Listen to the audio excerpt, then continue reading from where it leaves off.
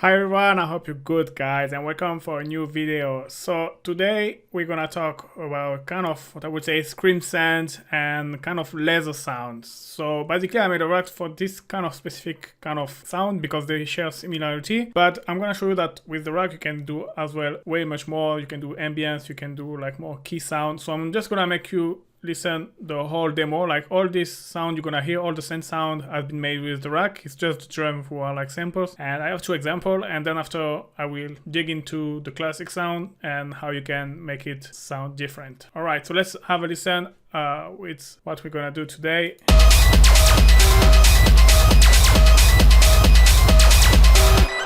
So that's just the synth. All the synth has been made with the rack.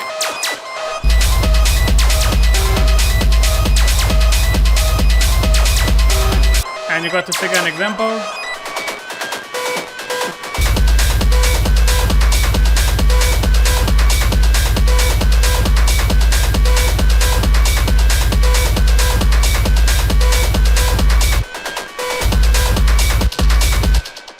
Alright, so very saturated sound, very with high resonance, and that's this kind of initially the rack do this kind of sound, or you can do like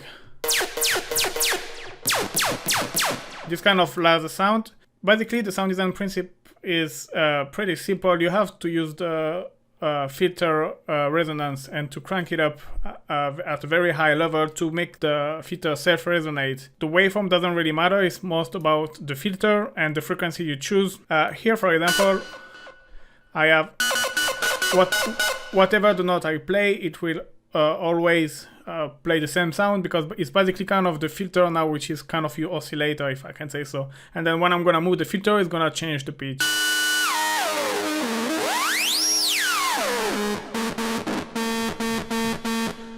And the way to do that is obviously boost the resonance. And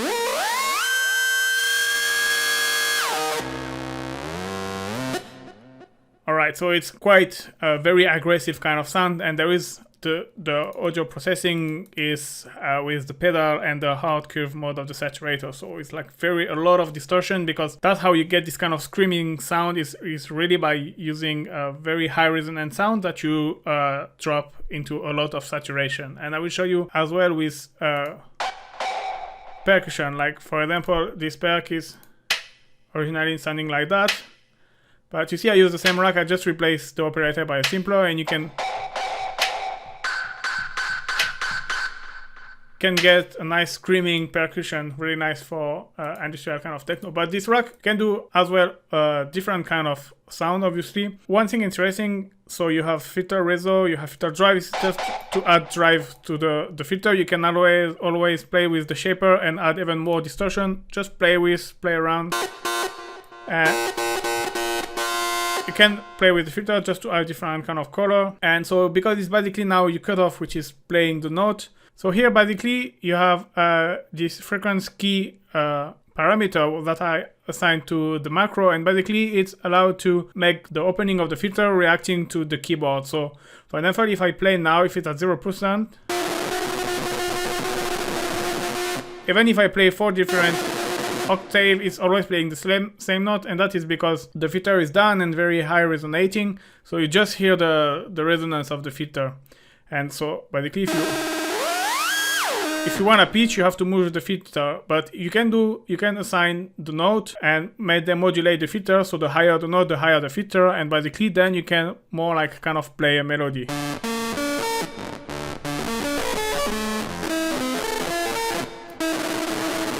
Things that you cannot do at 0%. So that's nice if you wanna kind of play a more melodic kind of sound.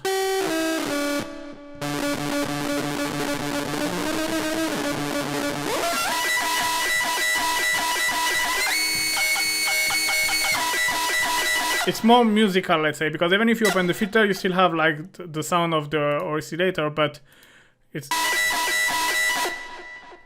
another thing you can do, so now it's about the laser kind of sound. So the thing with the laser sound is like basically applying an envelope modulation on the filter. So, and because it's like this very high resonance, it's kind of gonna give this laser zap effect.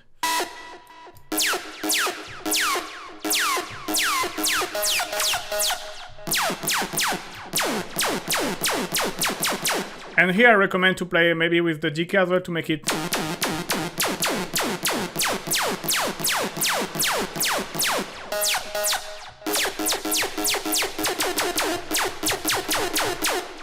to really shape it the way you want. And then we have LFO amount, so it's really nice because you can completely shape the kind of sound you have. So basically you can get the same kind of laser effect with this LFO amount, obviously, because the LFO is controlling the filter. So here you have a macro LFO shape which is controlling the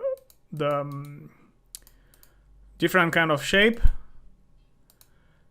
So if you put sawtooth down and you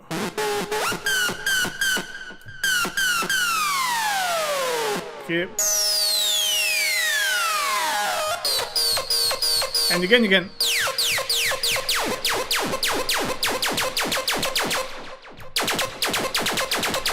and have almost like a laser gun. And that's kind of how I've done yeah, this one, you see?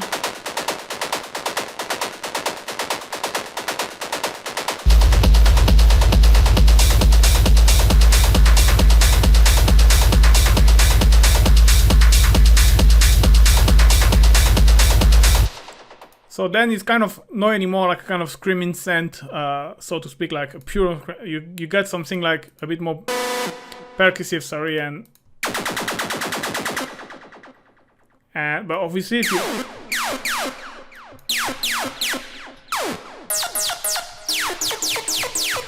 yeah, always I recommend I put a limiter because obviously when you work with very high resonance, you can easily blow up your ears and your speaker as well. So just be careful.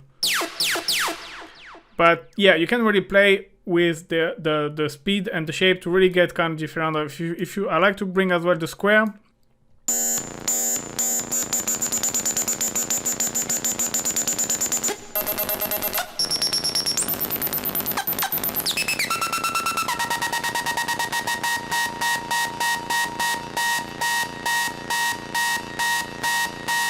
I don't know how it's gonna.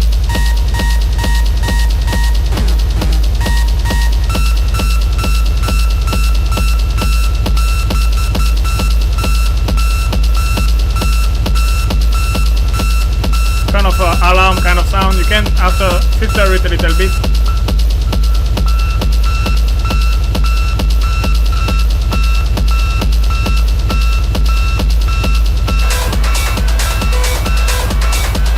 I've got a lot going on now, but yeah, really experiment with the shape and the rate. You can even go with crazy rate and you get as well.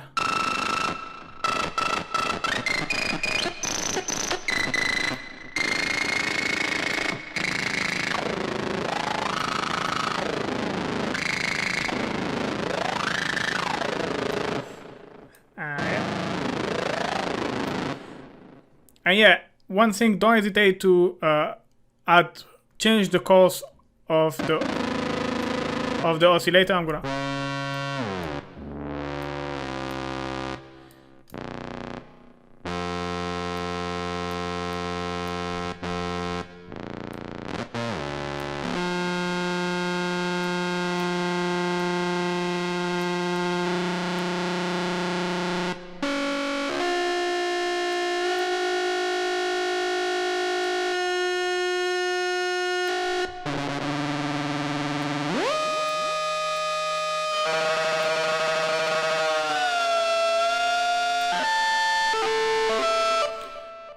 so yeah, using the detune, the course, changing maybe the waveform, you can really get more weird sound even, and then again apply. So yeah, in case if you miss it, this track is just to get like very weird, unusual sound. It's not.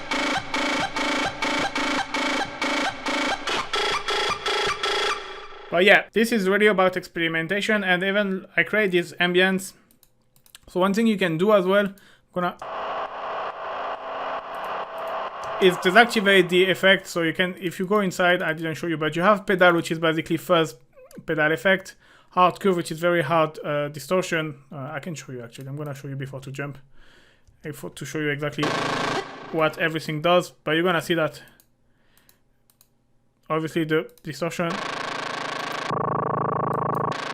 play a big part.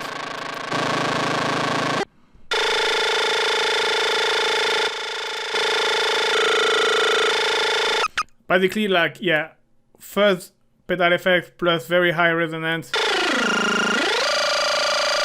Yeah, damn, I'm gonna bring back because I like it this time. And then after it's just effect, but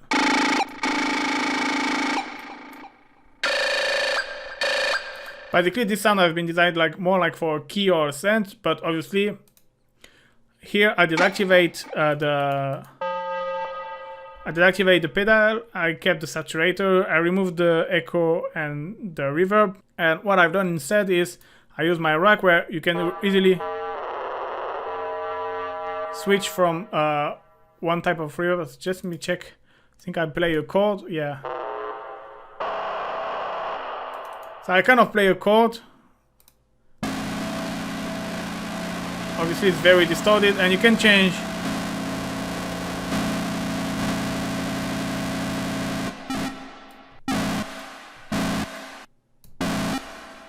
for different kind of tone. You can add even more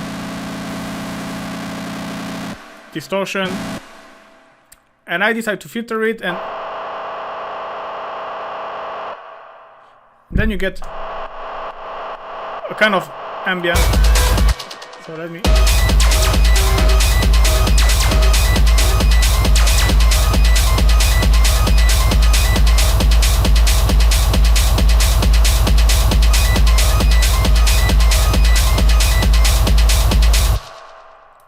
and yeah, again I've created as well this kind of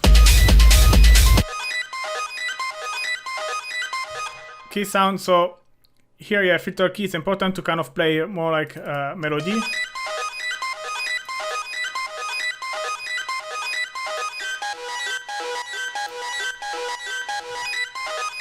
And the thing is, like, this kind of rack is just you're gonna turn one knob and the sound's gonna change completely. A little bit similar, I don't know if you remember, last year I've made a modular synth kind of rack, and was a little bit like the same, you know, very weird and very like, just if you touch a little bit you kind of lose everything.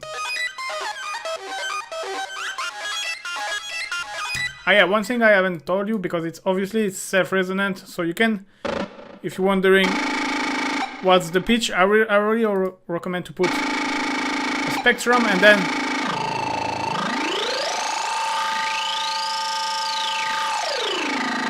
you can kind of follow where which frequency it is.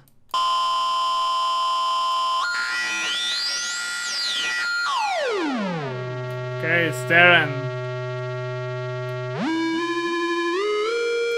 so if you wanna tune your rack, that's a good way to do it. Okay, let's have a look. The other sound, what was? Let's see first for this track.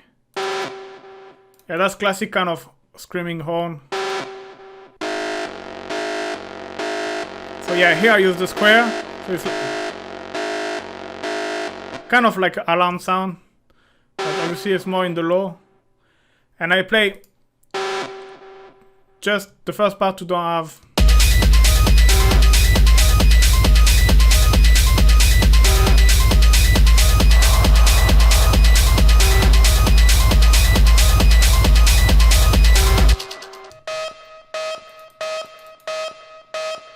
Here again, just experiment. Here I haven't used the laser. Ah yeah, and perk I'll show you on the end. So yeah, you can easily remove the operator, put a simpler, and bring any perk, and just apply the same kind of weird stuff. Bring the filter, obviously you have to do exactly the same. So open the filter, bring it there, crank up the resonance, and you can even change the kind of filter, and yeah, get different kind of, and keep the same effect. And then any part's gonna sound like weird industrial screaming percussion. Yeah, you have this kind of laser sound. So here, yeah, I use the, like I showed before, the sawtooth down with the LFO, which is basically exactly the same than if you use the macro here, because basically it's like filter modulation and it's kind of envelope modulation. Really, once again, it's all about experimenting, make your own. But I really recommend once you get something you like, just duplicate your track to have like kind of one copy saved. And then if you still feel like you want to tweak some stuff and like keep tweaking, because sometimes you're like, oh, that's nice. And you say, oh, maybe I can find something better. And then you tweak again, but then you've done something which was less good than what you have before. So then you fucked up, because it's almost impossible to go back to what you had, especially with this filter macro that's changed. Like from one earth to another, it's completely changing the sound. So yeah, duplicating and like this, keep tweaking on this one, and then you can go back to this one if you are not sure about. And then the key, I show you anyway.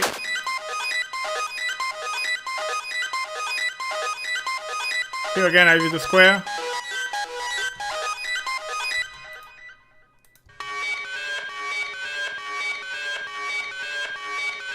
So yeah, if you want something more melodic, use the filter key to kind of play melody, kind of, or to sequence them. And yeah, don't hesitate to. I put this delay and reverb by default, but obviously you can make your own change or just remove them and then using a rack at the end. You can, especially it will go well probably with. I haven't really tried, to be honest, but for sure it will go well with.